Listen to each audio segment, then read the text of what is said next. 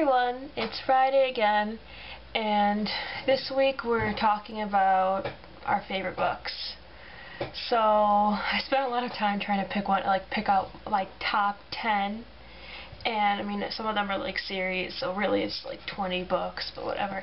But like I always like when people ask like what are your favorite books, because I don't know, I feel like when you tell people about your favorite books, I feel like it says more about you than if you ever try to like describe yourself.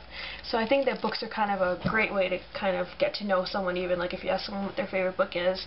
I mean, a lot of times you can find out a lot more about this person just by their favorite books and all that. And I'm just rambling, so let me go on with my favorite books. Okay. So these are not really in any particular order except for maybe like the top 3, like the last 3 of those are really like my favorite books. So these are all like books that, I mean, if anyone asked me I'd say, oh, that's my favorite book or whatever, but I don't know. Okay, the first one is Sherlock Holmes. I love Sherlock Holmes. I grew up reading them. My mom grew up reading them with me, and she always loved them when she was a kid too, so we kind of had this mutual affection for it, because they're interesting stories, and like now they have like all these shows and these movies about it, so it's really fun to watch them and learn about them and all that. Okay, the second one is The Lion, the Witch, and the Wardrobe, and generally just the Chronicles of Narnia series, because after I finished reading Harry Potter, I kind of went to this series because it kind of filled the void in my heart. So this really helped me kind of get over Harry Potter, and while still kind of in that mode of fantasy, you know. So yeah, I love this one. Harry Potter, of course. What can you even say about it? This is kind of like in its own thing. Like I thought about not even including all the Harry Potter books, because like I feel like that's its own little world, you know. You can't, I don't know, I love this series and everything, and it's like, it's just its own thing. It's hard to even talk about it. Let's see. Catcher in the Rye. I know, Izzy, that you hated it, but I love this book, and it's so relevant. Like, I mean, I remember reading like the definition of a classic is something that like no matter what time period it is, it's always relevant, and this is the perfect example.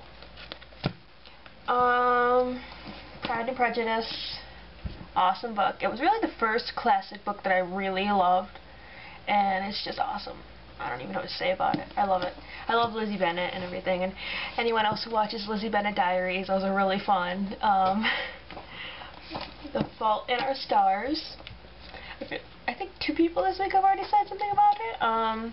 This was my favorite John Green book. Looking for Alaska is really close too, though, so I thought about including it, so you can just pretend that it's in the list too. This book was awesome. I read it all within a few hours, I think, but I loved it, and John Green is awesome in general, so it was my favorite book. I thought it was really awesome. Atonement.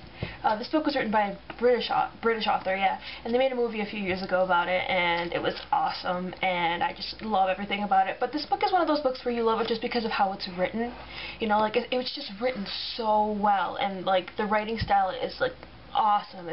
You don't see writing like that these days often. It's fantastic. I love it. Okay, and these are my top 2. Number 2 is The Great Gatsby. This is actually a library book that I stole and haven't returned yet, so don't tell my school. I love this book. We read it in school last year, and it's just been my favorite book for ages. Since then I've just read it and read it and read it, and I love it, and every time I read it, it's more and more relevant, and I find more quotes that I love, and it's more than a story to me now. It's just fantastic. And I can't wait for the movie to come out this year with Leonardo DiCaprio and everything.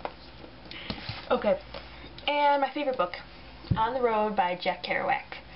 I don't know, probably a lot of people haven't heard of it, or maybe people have, I don't know. It's my favorite book. I read it this February, and it helped me through a lot of stuff, and it was kind of like my escapism book, and it was just a fantastic book, and I really dream of going on a road trip like this book talks about, and it's just, I don't even know how to describe it. I mean, you can't describe why your favorite book is your favorite.